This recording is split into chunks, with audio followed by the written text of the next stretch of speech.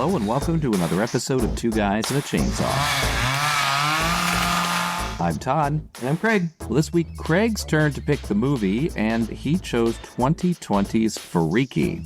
This is a film I didn't even know about, probably because it only came out a few years ago. And I think you mentioned during one of our episodes, I think it was over the Christmas time, when It's a Wonderful Knife kind of disappointed us. And you said, that's a shame, because there's this movie Freaky that writer had written, that the same writer had written, and you really liked it. So that was the first I'd heard of it, but it's a takeoff of Freaky Friday with the body swapping, and the concept sounded awesome. Just like the Wonderful Knife concept sounded awesome, but this one considerably better. First time I had seen it. Tell me about this movie, Craig. When did you watch it? I don't remember exactly, but fairly recently, I would say within the last year probably. And it sounded great, but I think at that particular moment, it wasn't streaming somewhere that I had access to. And so I put it off for a while, but I eventually convinced Alan to watch it with me. And we both really liked it. I told you about it since then. We've talked about it. It's been on the list for a while. And after the last couple of movies that we did, which were fine, I kind of wanted to do something a little bit more light and fun and with a more modern sensibility. Like, I need some jokes, folks. Like, I want like direct, in-your-face jokes and gags because I want to laugh. And I think that this movie is great. I think it's a great horror comedy. You said the concept is great. One of the original titles, there were several, but one of them was Freaky Friday the 13th. Yeah. That really is probably a little bit too on the nose. Right. But that's pretty much exactly what it is. And I love it. Like, what if Jason and the, final girl switched bodies? That's exactly what this is. I mean, what if? Right. It's a great idea. I think it's a great idea. I read that the writer, Michael Kennedy, now this is co-written by Michael Kennedy and Christopher Landon. By the way, I just have to say, I think it's awesome that one of Michael Landon's sons is doing horror movies. Oh, I didn't know he was Michael Landon's son. That's funny. Yeah, Michael Landon has quite a few kids, I think. And yeah, Christopher Landon was one of them. Well, he has a really good resume. He also did Happy Death Day and its sequel, which I haven't seen yet, but I hear good things about. Paranormal Activity, the marked ones, which I feel like a lot of people don't like because it's kind of a side story. It was one of my favorites, actually. He did Scout's Guide to the Apocalypse, which we watched and talked about and really liked. Yeah, so, I mean, I don't know. I don't have any idea how old he is. I saw a picture of him. He's a really handsome guy. He really is. He's a stud. Yeah. He's just a few years older than us. I think he's born at 75. Yeah. He's really handsome, and he's got a pretty good resume under his belt. So Christopher Landon directed Freaky, and then he co-wrote it with Michael Kennedy. And my understanding is that Michael Kennedy saw Happy Death Day and really enjoyed it and thought that the idea of combining Groundhog Day with a horror movie was so cool that he wrote Freaky and approached Michael Landon about it. And then they, of course, continued to work the concept together. They were both billed as co-writers on this. Yeah, and then Michael Kennedy went on to write It's a Wonderful Knife, and we didn't care for that too much. He's only written It's a Wonderful Knife and Freaky. He's got a couple upcoming ones, something called Time Cut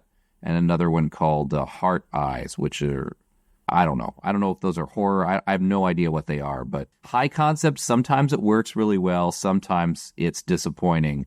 With It's a Wonderful Knife, I think we found it a bit disappointing. With Freaky, I thought this was great. Honestly, this was just it's just a fun movie. It wasn't deep. It wasn't life-changing or anything like that. But I mean, just to sit and laugh and enjoy yourself with a solid story. I loved it. Actually, what I really loved the most about it was the acting. Vince Vaughn playing a teenage girl was just drop dead hilarious at times. He is so talented. I mean, God. I just finished listening to Amy Poehler's memoir, and she talked about how one time she was shooting I think Beastie Boys music video. Okay. And it was her and some other celebrities, including Ted Danson.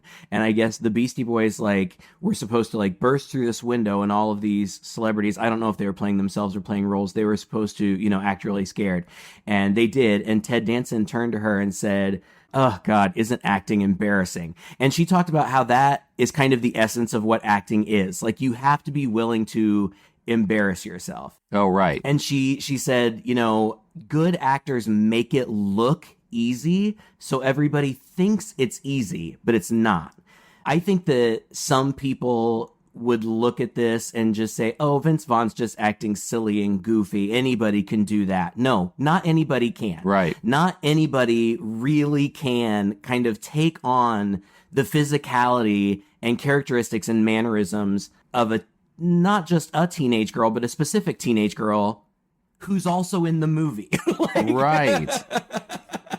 And not make it totally stupid. Right. Exactly. No, I believe him as her. Like, when they switch bodies. Yeah. I believe both characters. And I was just, before I was waiting for you, and I just had the IMDb page up, and it ran through several trailers. And then it ran through this long series of interview clips with the main actress, whose name is Kathryn Newton, she's a rising star. She was in Ant-Man and the Wasp and Big Little Lies, and she was the lead in Lisa Frankenstein and a bunch of other stuff.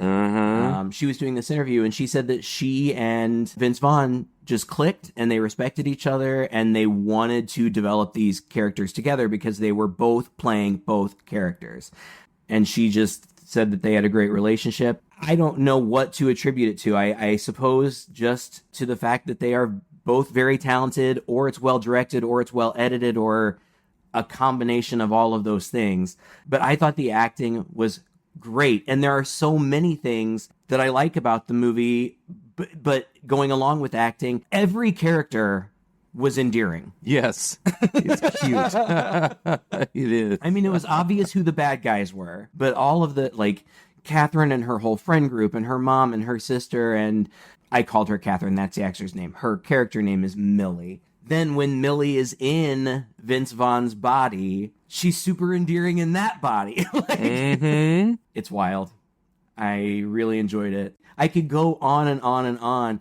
This is one of those movies that I almost wished that there was some way that we could do like a watch along. Oh, yeah. Either together or with other people, because it just seems like this movie is just a fun experience. Us talking about it, there's no way we can recapture that. I can gush as much as I want, but you really have to see it to see how well done, in my humble opinion, it is.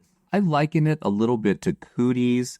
I liken it a little bit to Little Monsters, these modern movies that are just more comedy than horror, really. Because, I mean, like you said, you know how it's going to go. Honestly, it's kind of utterly predictable in a way until it gets towards the end. And then it did surprise me a little bit at the directions it went. And then there was kind of a false ending as well, where you thought it all wrapped up and it hadn't. I wasn't expecting that either. So it did have some surprises for me in there. But ultimately, yeah, this is too lighthearted of a movie for this to have this bleakness that, I was never really worried about any of the characters. That said, you've got the wisecracking gay friend. He's hilarious. He was so funny. His introduction, he pulls up to pick up Millie, like to give her a ride to school or whatever, and she's talking to this guy. Oh, God. In the park, and this car pulls up, and this kid who we've never met before just leans out the window and goes, I love your black wiener, Mr. Daniels. Joshua. The dog is black, Nyla. Because the guy has a wiener dog. But he's also black. Yeah, and he's also the character Josh, yeah. Yeah, and he's great. And then the other friend, Nyla, I don't know, they're obviously kind of the little outcast group, which is funny because they're all hilarious and good looking. I also think that it's funny that they try to establish that all of the jock guys keep calling Millie a dog, in much more explicit ways, in disgusting ways, but basically insinuating that she is just disgusting. They are awful to her. This girl is stunningly beautiful. She is gorgeous. Even she's not even one. Now she goes through a transformation. There's the moment, where the body switch happens, where the guy decides that, she's going to put on makeup and she's going to pull her hair back and she's going to wear a leather jacket to school. And then suddenly... And then all of a sudden she's hot. she's hot. Everybody turns and looks at her, and it's like the most minute change. Yeah, and it's the opposite of what usually happens. Like, usually in those movies, the girls take out their ponytail and let their hair, like, flow down, and everybody's like, oh my God, she's stunning. This time, she just puts her hair up in a ponytail, slaps on a little lipstick, she's good. And that's it, yeah. It's not a big transformation to make. You would think it was, night and day, the way everybody suddenly drops their jaws at her, when before they were just overtly calling her a dog and all kinds of nasty names. I don't know. I remember school being cruel. I remember there being people who were real bullies and people who were really mean. Kids are like that at times. But it was a bit over the top how hard they were going on this girl. I thought it was a little silly, but it's a trope. It's 100%. Like in any actual movie that doesn't even make fun of itself. I mean, it happens all the time. These bullies are picking on this girl, telling her how unattractive she is when she is gorgeous. Like, yeah. Let's just not make this joke anymore. Like, it's old. Like, it's kind of dumb. I don't know. It's kind of silly. Yeah, I'd like to think kids are nicer now that we've called attention to bullying and things like that. If this were a movie that were set in the 80s, it would have played better. But with the modern sensibility and all the wisecracks and the things that everyone else is saying and how everybody is totally cool with everyone being gay and homosexual, which was not 80s, it kind of feels out of place a little bit, but I'm really picking nits here. I got it. I saw where they were going with it, and it was fine. And I thought the Josh character was hilarious. She's got another friend, Nyla. And then there's Ryler, who is this jerk girl gang leader, basically, who's kind of off on her own. And she pops in for a little bit to be that smarmy. Snobby. She's just the snobby bitch, yeah. Snobby bitch, yeah. She's fake, talking about people behind their backs, And then there's that guy Booker, who Riley has a crush on, who they allude to early on. And then at first I thought he was kind of treating her. He wasn't even treating her poorly. No. That was like not a trope. From the very get-go, she kind of had this crush on this guy, and it was pretty obvious. All she had to do was walk up to him and say, hey, do you want to go out sometime? And it would have been fine. So I didn't understand what her big hesitation was there, except for her own insecurity. Thank you. Maybe not even insecurity, but just awkwardness. Like, I just feel like she's supposed to be as beautiful in real life as the actress is. She's supposed to be kind of socially awkward. So she likes this boy. I think it's pretty obvious that he likes her too, but that doesn't necessarily mean they're just going to be like, oh, let's be boyfriend, girlfriend. Like, they're both a little hesitant and reluctant. That kid, in the movie Booker, his name's Uriah Shelton. He is so cute. But he also looks like he's about 3 or 4 years younger than the rest of them. Yeah, that's true. but he's adorable. And she's late to class, and she's like, oh, I'm always late. And he's like, well, let me tell you a little trick. I always set my watch 5 minutes fast, and then you're never late. And she's like, oh, isn't that sweet? But then there comes an announcement on the radio about the murders from before that we haven't talked about yet, because we have been focusing on, which is perfectly fine, the teen dramedy, and more comedy than drama. But, in those teen comedies, there's always relationship drama and whatnot. We've been focusing on that, and it is very stereotypical of those things, but that's kind of what I like about it. It takes something like Can't Hardly Wait, for example, one of these mid-2000 teen romances or whatever. It takes that and mashes it up with a slasher. Then you throw in the body swap thing and it gets even better.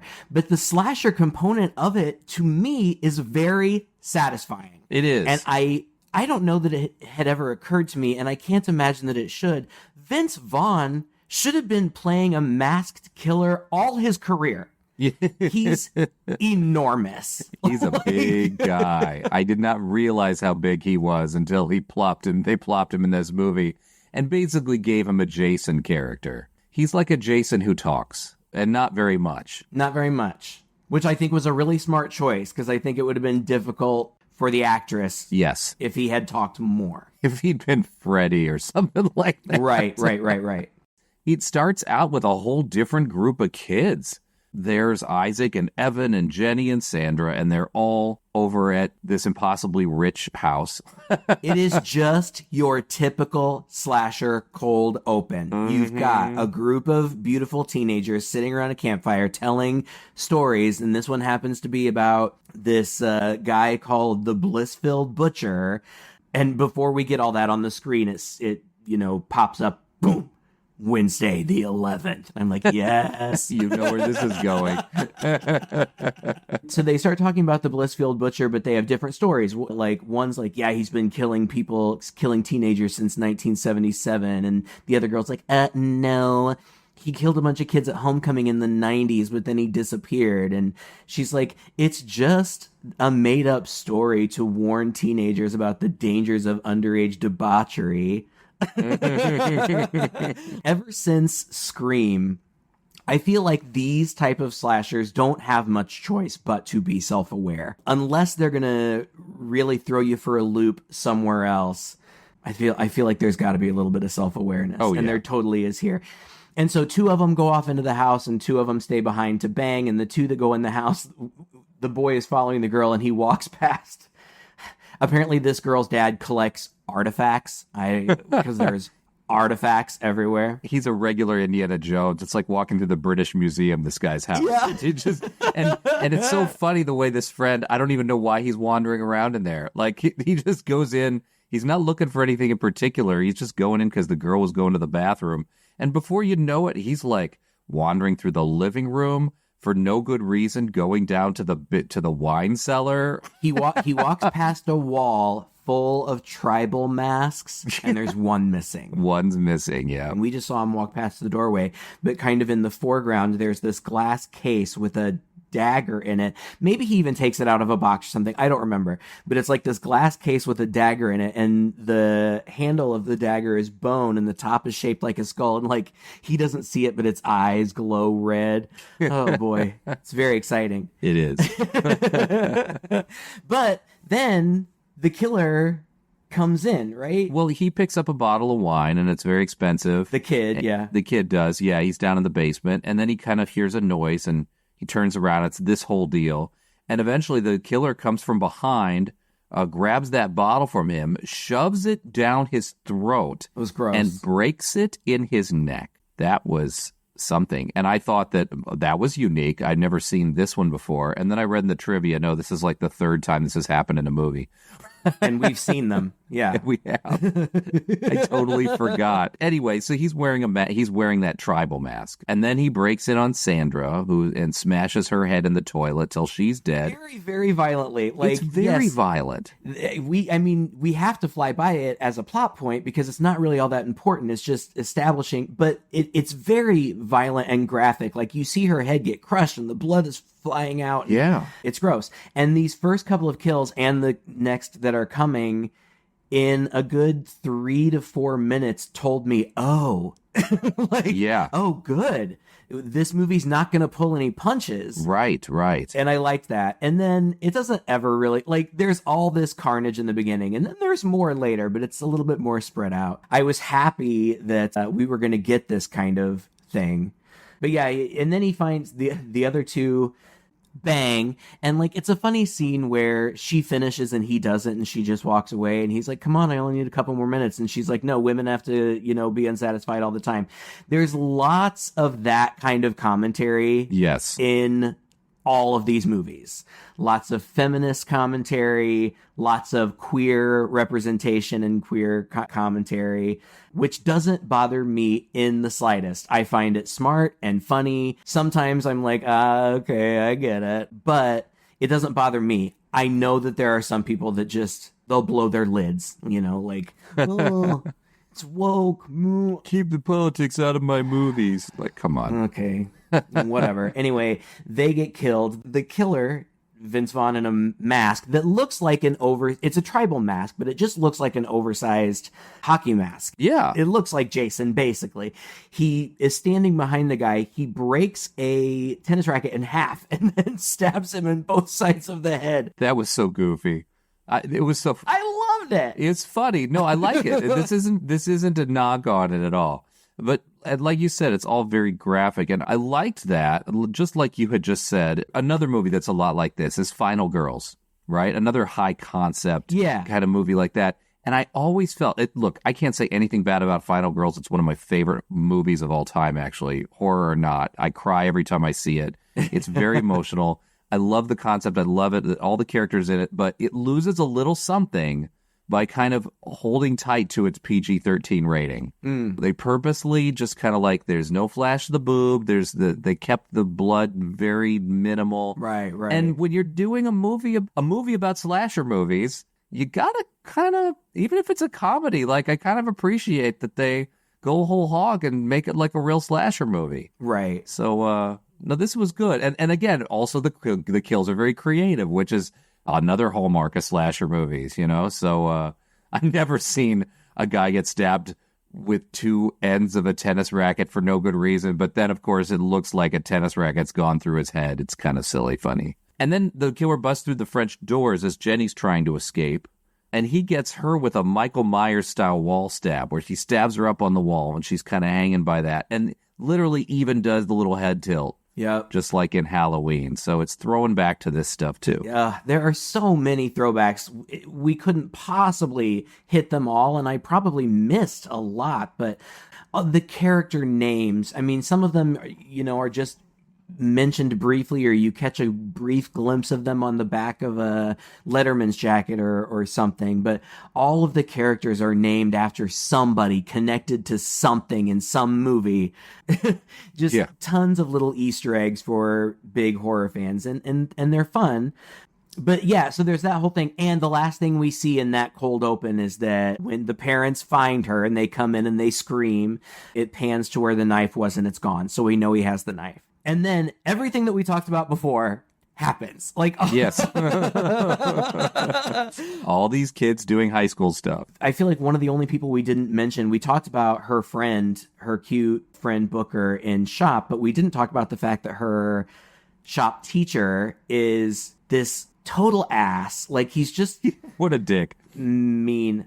I don't know. I feel like I remember there being teachers like this, but I don't know any now. But like, he obviously just hates his job and hates everything. And for whatever reason, he has singled Millie out to just be a dick to. But he's played by Alan Ruck.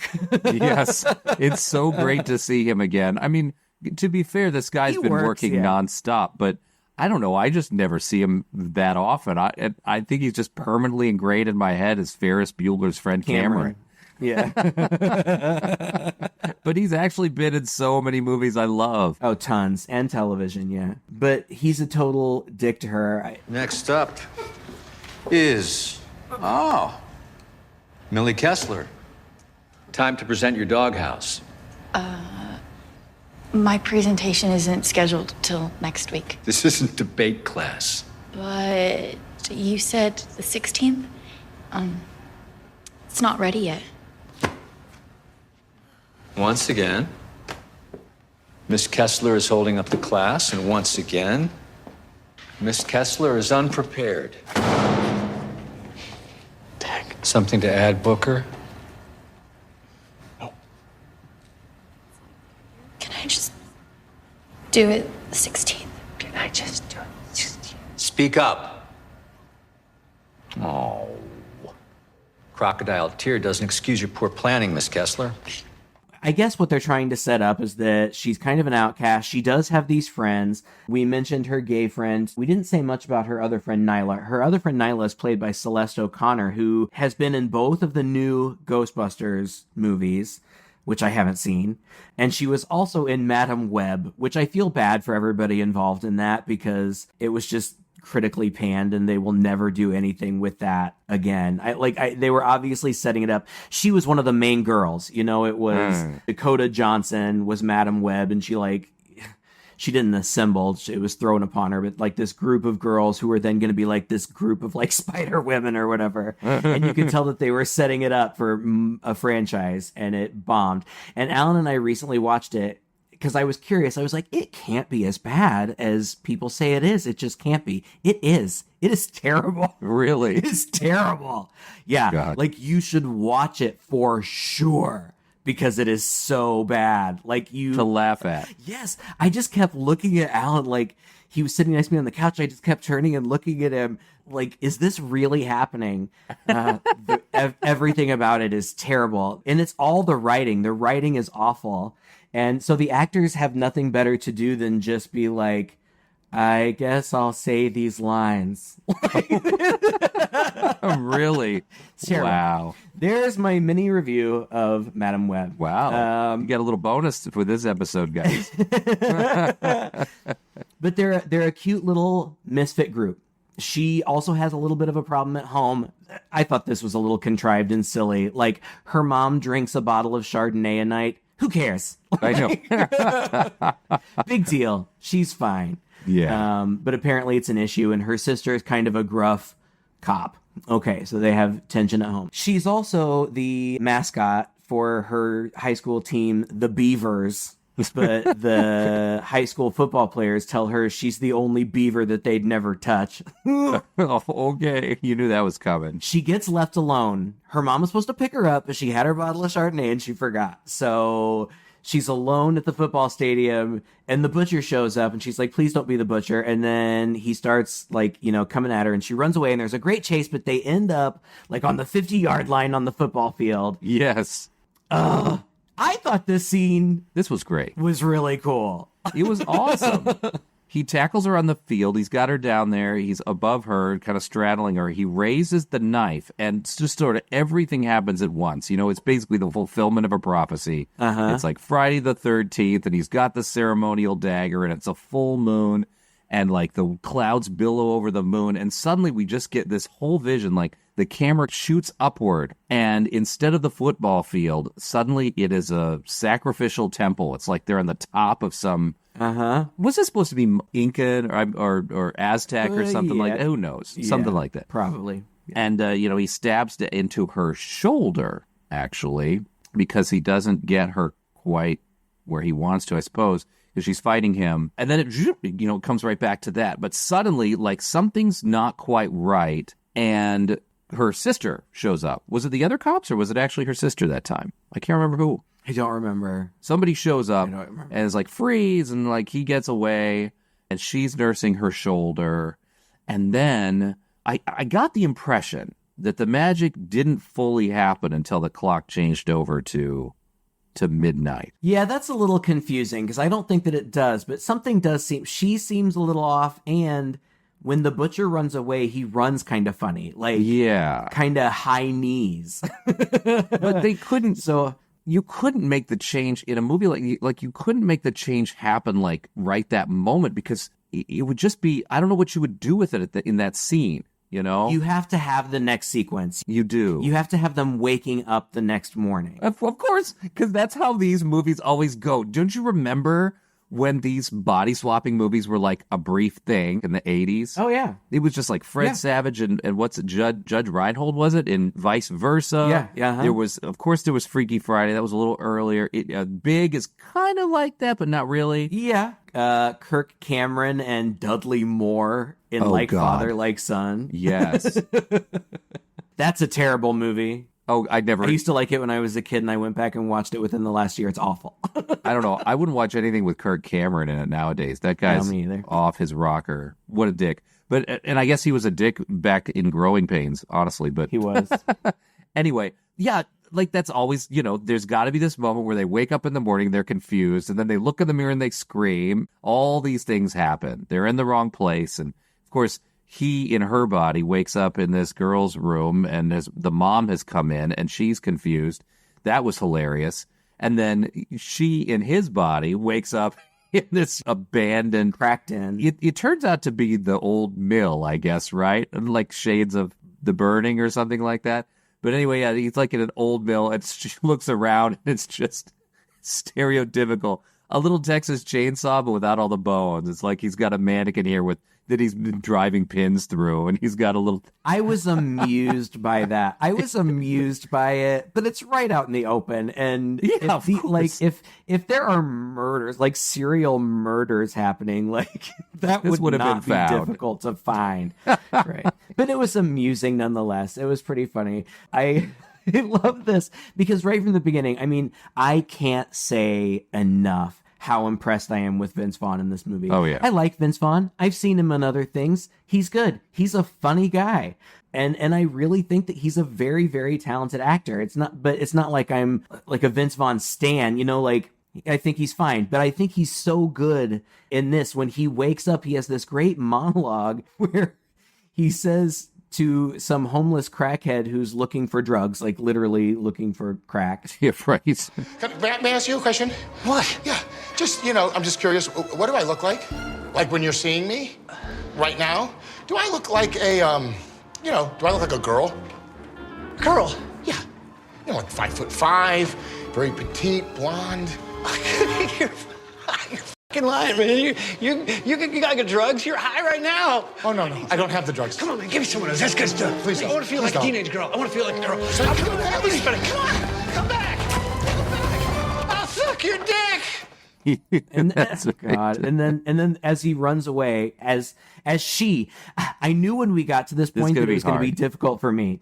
So I'm going to very much try to continue to call the character of Millie, even though Millie is now in Vince Vaughn's body. Right. And I will refer to the butcher as the butcher, even though the butcher is now in Millie's body. This is where it gets funny. And this, I feel like, is kind of the Three Stooges part of it. And I don't say that in a negative way, but it's just Millie in the butcher's body just walks around town. There are pictures, like police sketches of her all over the place. Everybody recognizes the butcher. Mm-hmm. And so there's a lot of comedy there of her running and bumping into people and being super polite and like, oh my God, I'm so sorry. And we just can't do it justice. So there's no sense in trying to go on and on about it. But it's just that. Lots of her not really understanding that she's in this huge man's body. Mm-hmm. And then the butcher in Millie's body, like kind of navigating school.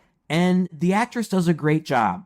Very leering, very kind of quietly predatory. Yeah, not saying much. And Vince Vaughn had established that. And menacing, like, as that character, I found her very menacing and scary. And when she's at school and that dumb Ryler comes up to her and she's like, oh my God, tell me everything that you went through. The butcher is like, come with me, let's go somewhere private. I'm like, he's going to kill her.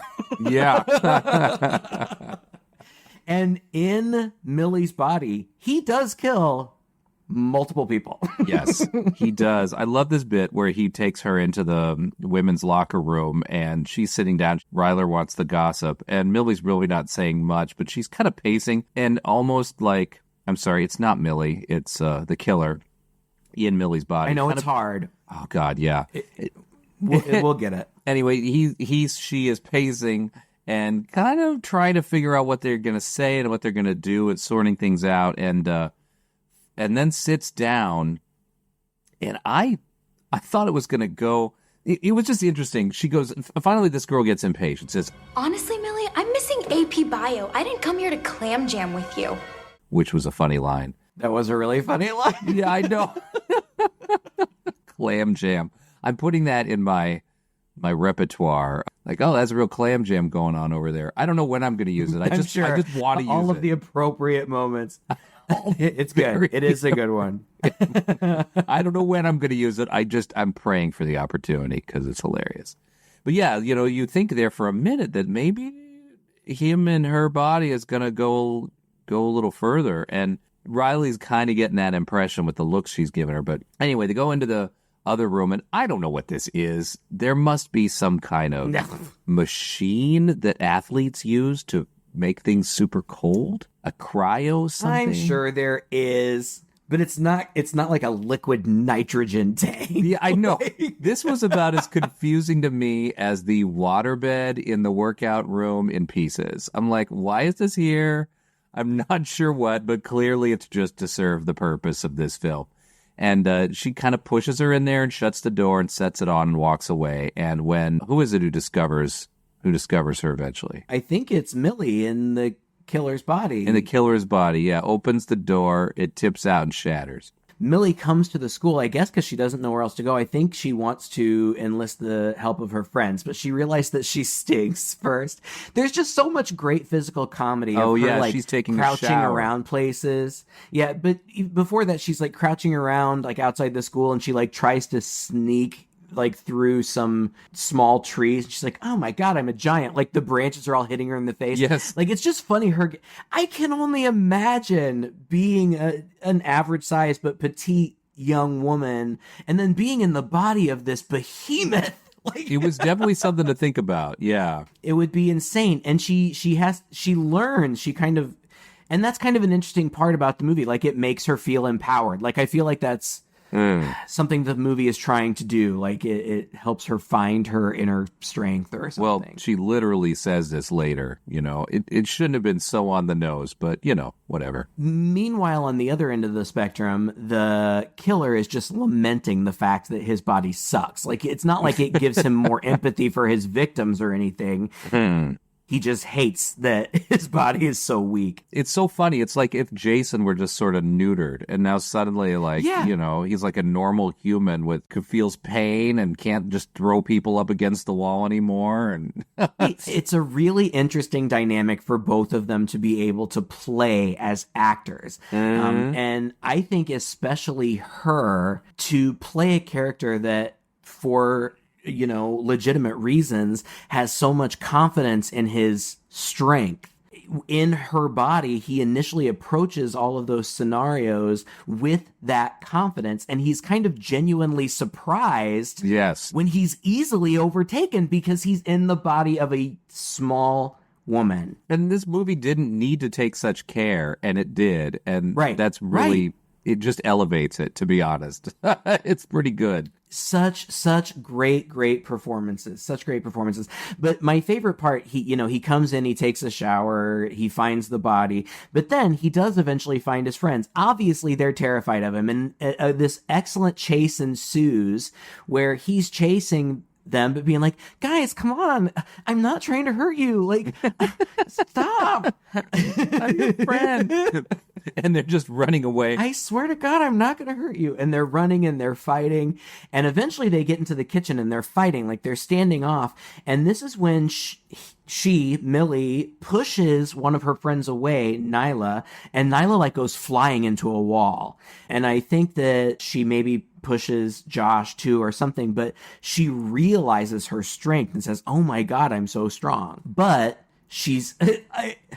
I love that at some point she's like, look, I'm not going to hurt you. If I were going to, would I put my weapon down? And she puts down whatever weapon she has, and she looks at them, and they just take that opportunity to start beating the crap out of her. But she pushes them away again, and they're on the floor. Once again, just like these movies, she brings up something that only she would know. She starts doing this beaver dance or whatever that I guess they've rehearsed, or isn't she also in a play with them? And she knows some lines. It's all just stuff that we don't really know about, but it clearly resonates with these two people, and then it's unmistakable that, oh my gosh, this is her. And they quiz her too. Yeah, they start rapid firing questions at her. What's your favorite band? What's your favorite movie? And she just spits that out really fast, and that's enough for them. Yeah, What's your favorite movie? I tell everybody it's Eternal Sunshine, but it's really Pitch Perfect too.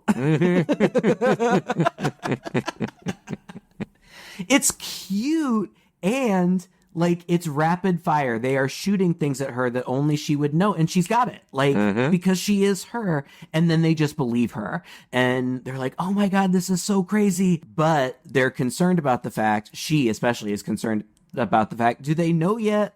When do they find out about the dagger? This is next. So she says something about the dagger, and they decide they need to look it up, because it must have been some magic with the dagger. They look it up on the internet, but all the information they got about it is in Spanish. So they take it to their Spanish teacher, and there's some funniness there where they're not that great of students, but their Spanish teacher's kind of chewing them out for it. Anyway, they find out from the Spanish teacher and what they found on the internet that they have to stab him with it. It's called the dola or something like that by midnight. or the swap will be permanent. That's important. 24 hours. Yeah. It becomes permanent after 24 hours. But when I don't remember exactly, at some point they do go to the teacher, but there's also another point where I feel like Nyla is reading information in the bathroom while Millie is taking a pee in the bathroom. Yes. And I thought this was one of the funniest things that I had ever seen. And great sound design too, honestly. Yeah. she's peeing and squishing into the stall or whatever. She's like, oh my God, this guy's enormous. And Josh is like, is everything enormous? And then she's just peeing and she goes, this is ridiculous. You guys got to see this. It's like a floppy anteater. And there's a point where like the girl distracts her and she turns and she's like peeing off the side of the toilet, which I just thought was such a clever. Right. It's so funny because guys are stupid. I mean, we get distracted and do that, and we're used to peeing in the toilet with our wiener. But I also thought it was funny when you see, it's everything's, from like chest up on Vince Vaughn, but you see him like swiveling his hips and you hear a flop, flop, flop, flop, flop, slap, slap, slap, slap. and Millie's just smiling and giggling. I thought that was so funny. It was. Because I don't know, maybe I'm a big pervert, but if I got body swapped, I would like check out my body. That's all I would do, really. I feel like if I got swapped with a woman, like I've never been a woman. I've never been with a woman. Like I'd want to look around, see what's going on down there. Right. But this girl, Millie, if she's as awkward and virginal as we believe her to be, I fear that she may be facing future disappointment because Vince Vaughn is a big man. I don't know. Yeah. Anyway, I just thought that scene was hilarious. But you're right. They find out about the dagger. And once they have figured out they've got to find the butcher in Millie's body, they start looking for her or him. And Millie says, he's here. He's probably right here in school. And who knows how many people he'll kill before we get to him. But then they bump into him immediately after he kills the jerky shop teacher. Yeah, that was brutal and satisfying. It was brutal, and it was a great scene in the movie. Yeah, I mean, because he's such a dick, and like the teacher, I can't say I blame the teacher entirely. He's too initially rough with him, with the killer, but the killer is like attacking. So, I mean, you have to practice self-defense. I mean, you can't just let a student beat the crap out of you or whatever. But this is kind of the first time, like you had said earlier, where you can see that the killer realizes he's not as strong as he's used to being, because the shopkeeper's at first really giving him a run for his money, gleefully so, and the killer in Millie's body is getting considerably frustrated by it. But he turns on the table saw, and the minute that table saw goes on, at least you're hoping that there will be a satisfying payoff, and there certainly is. That teacher gets completely bisected, and it doesn't leave anything to the imagination. Nope. She pushes him right down it, and you see that body split in half. And it was satisfying, too, because you hated that shop teacher. I really liked it. I love Alan Ruck. I've seen him in interviews and stuff. Like, he just seems like a totally chill, down-to-earth guy. He was a terrible character. He was, you hate this guy. But yeah, it was fun seeing him play a dick. It really was. Yeah, it was. It was. But immediately after that, she comes out of there. I don't know. It doesn't matter. The three friends and the butcher meet up in the hall, and the butcher just starts screaming and saying, it's the butcher, he's trying to get me. It's pretty smart. Which was totally the smart thing to do, and the school guards or the cops or whatever show up and chase them out, and they go on this big car chase for a second, and they end up at the like bargain barn or something, because they say everybody knows what you look like, we have to disguise you. But the bargain barn is also where Millie's mom, works. Millie's sad, alcoholic, widow mom. And oh my God, this scene. All right, so the scene is that he's in the Millie is in the dressing room changing, and the mom comes in and knocks on the door, and she's frightened, And then it finds out it's the mom, and the mom's like, "Oh, I'm so sorry." And it's like, "Oh, no, I'm just in here, trying on polo shirts." And the mom's like, "Oh, I happen to be an expert in picking out polo shirts for men." And as they get to talking back and forth, she just kind of wants her to go, but the mom kind of wants to stay because she's suddenly making a connection with this guy. And then she starts talking about her husband. "Oh, my husband used to, I don't know, wear polo shirts or something like that." And Millie, because it's already been established, she is very protective of her mom, like apparently ever since her dad's death. Her older sister accuses her of just like enabling her mom, basically, by just doing everything she wants her to do, not going to college because her mom wants her to stick around, all these kinds of things, because she feels sorry for her mom and she wants to be there to support her and love her. And she's kind of taking that role on here as well. Like she starts leading the conversation. "Oh, I bet he was really nice. Oh, yes, he was." And then I'm worried about my daughter. Of course, it kind of goes into that. And she's like, "Oh, I bet your daughter loves you very much." And it becomes this sweet little moment that, to be honest with you, I just didn't have enough setup for to get emotionally invested in. Yeah. We barely saw the mom before this. All we knew about her being alcoholic was seeing that bottle in there. And all we know about the fact that her dad is dead or whatever is some comments that people have made since then. It's just been established. So I just couldn't really get into the scene, and I was almost ready for it to be over. It felt shoehorned in. I 100% get it. The performances sold me. Like, I thought that Vince Vaughn and the woman who played the mom were authentic enough to make me feel for them, to make me empathize for them. But you're right. It does kind of feel shoehorned in. I was going to say earlier, when you compared it to The Final Girls, I very much agree with that in its originality and its impact, but this movie doesn't have the same emotional gravitas. Right. That movie, yes, I cry at the end too. It's just the relationship between that mother and daughter, even though they don't even really, like, the mom doesn't even really know, but then she kind of knows at the end. And, oh God. Like, yeah, it kills me every time. And this movie doesn't, you're right. You don't have enough setup. You don't have enough establishment of those kind of relationships. They're suggested. At the same time, this movie is already close to 2 hours long. And I don't know that they had, I think it was probably wise to keep those things light because there's just so much other stuff going on. They get out of there. I thought it was hilarious that the only disguise they put him in is a full Aaron Rodgers rubber head mask. Like, that's not going to look unusual going down the street. Okay. Nyla said, okay, you're going to be scary Aaron Rodgers. Like, is there a different kind of Aaron Rodgers? But anyway, so then he's just running around with that mask. I guess it was kind of an homage to the Michael Myers mask, I guess, for a second. But I don't know. They're interested in finding out where the butcher is, and she's with they see her on Instagram Live on one of the football players' Instas, and they go to this arcade, I guess, yeah, it's where one of those, they are. It's like one of those little fun centers, but it's called Grim Golf, which I thought was cute. It's like, those glow-in-the-dark golf places that are indoors in some shopping malls or whatever. But it's got a horror theme to it. The black lights, right? Which is cool because now we get, again, kind of typical for these movies, right, where they're going through a deliberately scary place, like a haunted house or something like that. Yeah. Love it. Yeah, I loved it. I thought that was cute, so I wanted to go to Grim Golf. The friends are all racing there as the butcher is luring Booker, the cute shop kid, into that, like, haunted mini golf.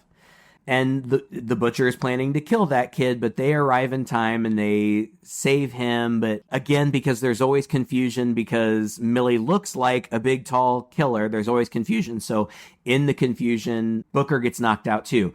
But they do get the butcher tied up, and they take him to Josh's house because his mom's out of town, and he's tied to a chair, and Booker wakes up, and Millie has to explain to him in this body who she is. It's great. I can't imitate it. I can't remember exactly what she said, but here is 7 foot tall, 300 and something pound Vince Vaughn speaking like a teenage girl. And I'm not just talking about words. I'm not just talking about inflection. he doesn't put on like a high-pitched voice or anything. No. He just changes his inflection, and his mannerisms and his facial expressions are so natural and believable as a teenage girl. Again, people think it's easy. That is not easy. Yeah. That's hard to do on stage. To have a camera right in your face and convincingly portray the facial expressions of a younger person, I'm just so impressed. And he's great. This is definitely where it's most impressive. Yeah, for sure. And he convinces him. Booker... because A poem Booker or starts to leave, like, I got to get out of here, and Vince Vaughn recites a very romantic poem that we didn't know that Millie had written and slipped anonymously into Booker's locker. So yeah, it's kind of, it's really her. Did we miss that bit where she slipped something into his locker, or did that just No, come out we of did nowhere? not. Oh, It came out of nowhere. It's a shame. I think, unless I missed it, I think it came out of nowhere, but we do know for sure that she definitely has a crush on him. Yeah. In fact, that's one of the identifying questions. Like, when they're, trying to figure out if it's really her, who do you have a secret crush on? And she says him. So anyway, I know, we're pushing the hour and we're close to the end, but there are so many great things that happen. They need to go get the dagger because they need to repeat this thing. So and Millie knows that it's at the police station. So they head there and they leave Josh at home with the butcher. And at the police station, Nyla lies to the sister cop and gets in, and she kind of gets the dagger. But there's a whole scene that happens while she's in there. While she's in there, Millie and Booker are in the car and they're just talking. oh gosh, it's Okay. No. I'm curious about your thoughts on this scene. this scene played too easy for me. I thought it was cute. I thought it was really sweet how he turned around and they get to talking, and it just becomes this case where he admits to her that he's been into her, and she admits to him that she's been into him, and he's like, well, all you had to do was say something. And then he's like, can I sit in the back? And she's like, sure. But he's talking to Vince Vaughn, all right? Right. And they just play it as though Vince Vaughn isn't there. That is how the scene is played. Like, in this Booker character's mind, like he can totally overlook the fact that she looks like a big dude as he's talking with her. And I really kind of expected a little more comedy here.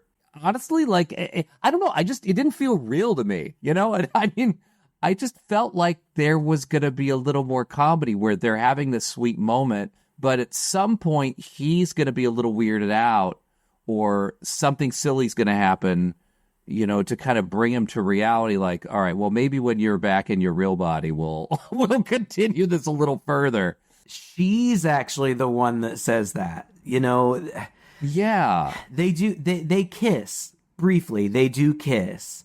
And she kind of pushes him away and says, maybe we should wait to do this until my hand isn't the literal size of your whole head. See, because of all this, I kind of thought it was going in a direction where maybe Booker was gay or bi, or, you know, something I think what they were going for was that it didn't matter. He loved her no matter you what. Know, right. He loved the inside. The outside wasn't important. You know, he says, I can still see you, or something like that. Something very sweet. It's a sweet message. I can see how it would come across as trite or cliched, or even like there being some kind of agenda behind it. But I felt that they played it so sincerely that I just thought it was sweet. They did. And I swear to God, when he said, can I come back there? Alan and I watched it together the first time, and I said, oh my God. Are they going to go there? Right. And I had no idea where they were going to go, but I did like that they went as far. You know, what we should be more concerned about is the fact that Vince Vaughn is probably old enough to be that kid's grandpa. We should probably be a little bit more concerned about that. Right. Than the fact that they are two men. But I was surprised, but I also thought that it was, you know, keep it simple. Yeah. That was sweet. Let them kiss for a second and then pull back and say, let's wait a minute. Like, I thought that was, I liked it. Once again, it's not an 80s slasher movie. It does not have those sensibilities. It has very modern sensibilities when it comes to this stuff. And so, yeah, it's very natural for this to just kind of like be played like it's no big deal. And I mean, Christopher Landon's gay. When he came out, he thought his career would be over because of it. Instead, it's gone on and it's thrived. And so he deliberately puts some queer themes or like some gay characters in his movies so that he can treat them with respect and, fight against stereotypes, I guess is what I'm trying to say. And so, of course, I didn't expect him to put stereotyping or weird homophobic stuff in his movie. I'm just saying, like, it felt a little false. Not that I thought it would be impossible for Josh. Do you want me to ask? I was going to say, do you want me to ask you, like, if you were in that situation, if a woman that you loved, if her soul, her essence, her character, whatever you want to call it, was against her will, moved into the body of a man, could you still be with her? I mean, this happened like he learned about all of this like 10 minutes before. 5 minutes ago. Yeah. So I just think it would just take a little bit more time, right? For that to come across. That's all I'm saying. I would think there'd just be a joke made. I would make a quip. I would make a joke. I would be fighting hard, not against the concept. Just, you still have to reconcile the fact that you're sitting here and this serial killer who's been going around murdering all your friends is having his heart-to-heart with you, and this is the person whose body they are in, and they smell apparently really bad, and I'd at least make a comment, And I totally put you on the spot. If you turned the question around on me, I don't know what the answer would be. I do think that young people today are a little bit less hung up on those things than we are. I think that you and I are both very open-minded and everybody should do what they want and be with who they want. But I think that we still have some hang-ups that young people, some of them, more of them than when we were young, just don't have. Like, I don't know. Maybe I thought I was straight, but I met a guy that I liked and... Oh yeah, I mean, so what? Who cares? Let's see what happens. I totally agree with all that. I mean, I 100%. That isn't really the issue. I mean, I really don't think it's about the gay, the straight. I mean, the situation here is that 5 minutes ago he learned that his girlfriend is now inhabiting the body of this big hulking stinking guy who's murdered people, and maybe he's into it. Maybe that's it. I mean, it sounds kind of hot to me. I don't know. Fair enough. These are questions the movie doesn't answer, but they're certainly open to interpretation. Yeah, and we took it into a weird place when in reality, I feel like it was a very sweet scene. It was like, sweet. Oh, they're sweethearts. Like, but like I said, it's adorable. It's just the same as that thing with the mom in the changing room. It's not that I thought that it was objectionable. It's not that I thought, oh, this can't happen. But in this case, just sort of shoehorned in an awkward way that was trying very hard to like not be awkward. Do you know what I'm saying? Yep. I hear you, and I respectfully disagree. Okay, fair enough. I thought it was cute. I liked it. I thought it was a cute little moment. Meanwhile, it doesn't really matter. There's a cute thing where Josh's mom comes home, and he tries to explain why he's got the butcher tied up with bondage, and she's like, isn't bondage a straight thing? Or, I don't know. This was funny hilarious. Little thing. But the butcher somehow, he comes to the police station, he gets the dagger. He's really good. The butcher is actually really good at faking people out as Millie. Maybe better than he should be. I don't know.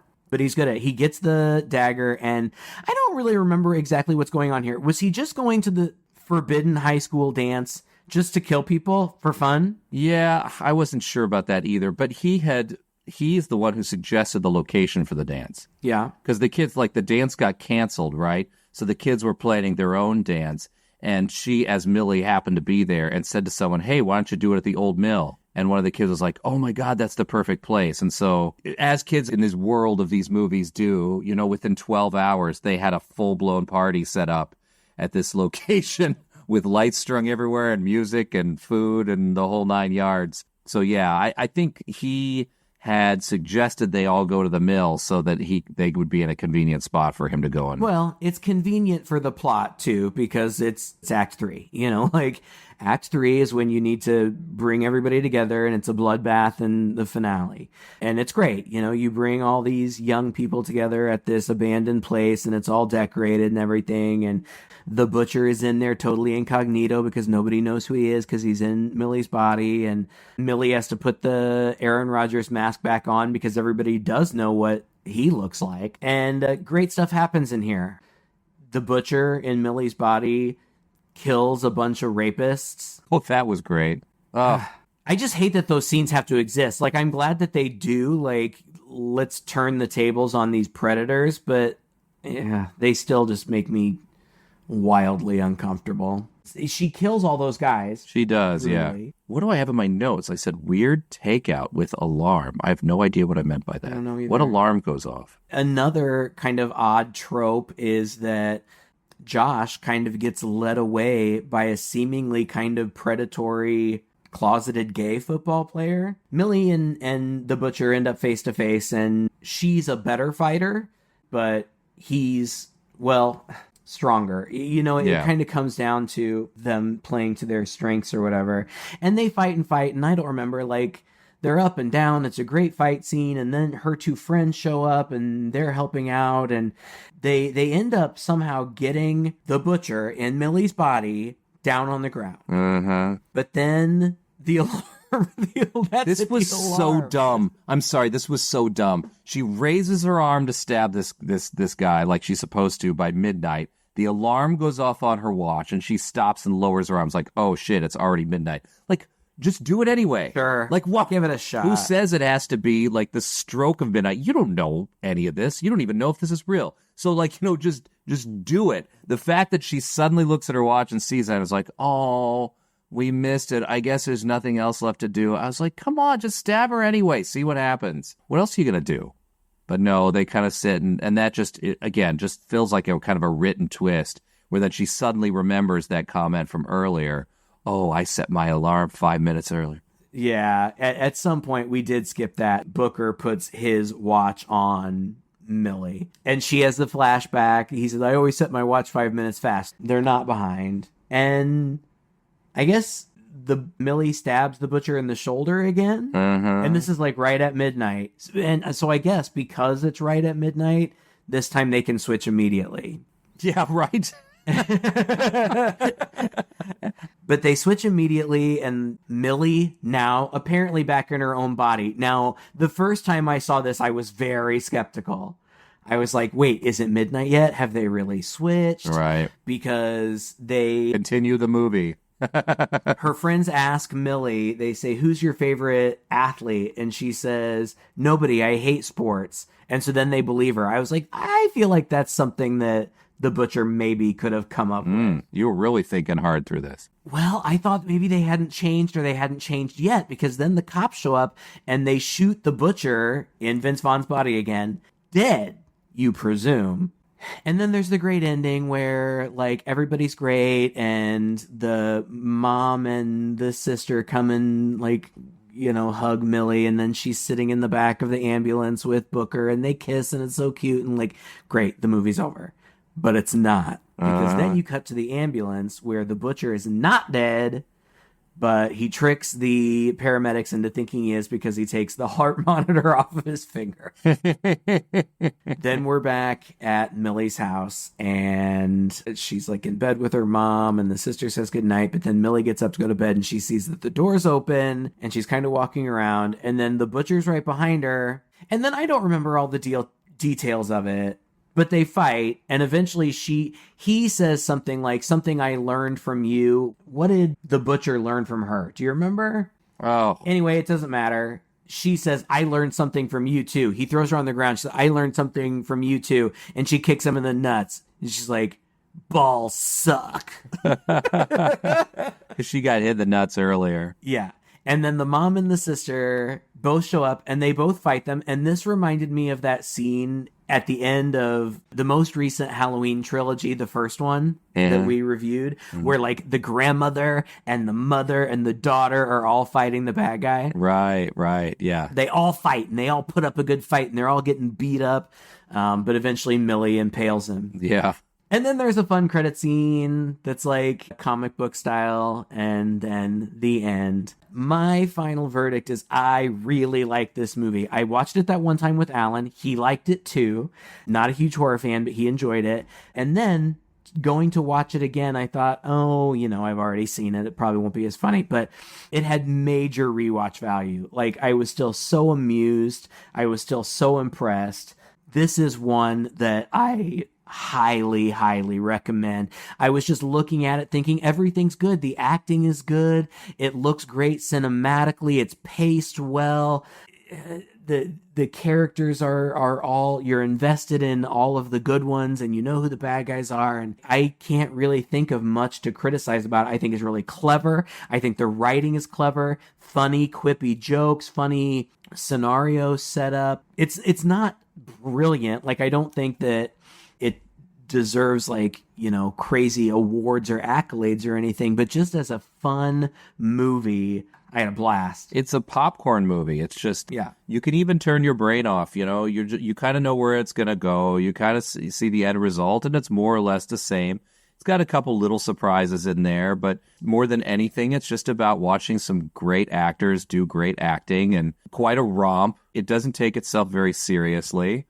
And then, for real horror fans, it gets some brutal gore and kills in there as well. In a way, I guess I can understand why you'd go PG-13 on a movie like Final Girls, is because maybe you want to widen the audience. Yeah, when you were talking about it before, I was going to say, I kind of appreciate that movie is a little bit more chaste. Because you can show it to more people. Yeah.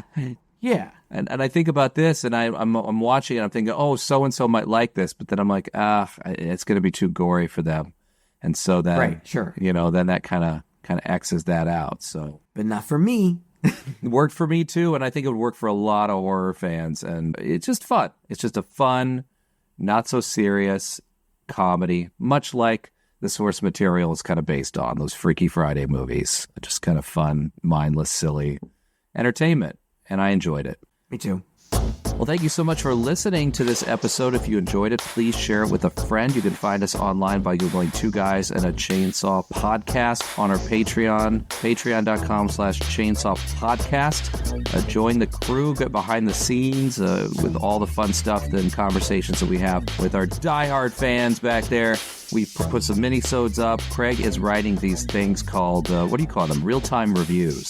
Seems like a lot of work to me. Writing in real time a review of the movie as he's watching it. And I actually think it's kind of fun to read through because you can see how your train of thought goes. It's kind of fun. Anyway, there's that. There's lots of other stuff we do for our patrons back there. $5 a month gives you access to those things if you're interested. Show us some love there. The other way you can show us some love is just by writing a review for us. Anywhere you listen to your podcast on any one of those platforms. Let other people know what you think of us, as long as it's good. Until next time, I'm Todd. And I'm Craig. With Two Guys and a Chainsaw.